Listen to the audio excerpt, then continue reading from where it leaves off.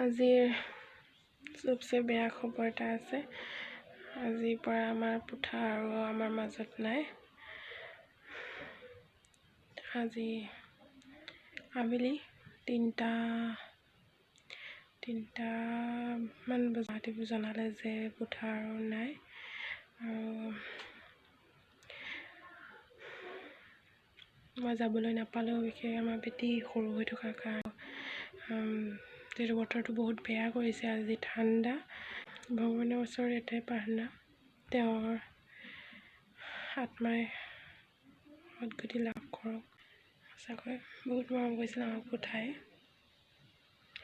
আৰু তেওঁ অসুখ হৈ আছিল, বহুতো কষ্ট পাই আছিল, আৰু অৱশেষত তেওঁ গ'লগৈ আমাৰ মাজৰ পৰা। আজিৰ পৰা পুথা এনাই ঘৰখন উকা হৈ গ'ল, আৰু এইবাৰ পৰা পুথা আনিও লগ নাপাওঁ। আৰু ভগৱানৰ ওচৰত সেই প্ৰাৰ্থনা, তেওঁৰ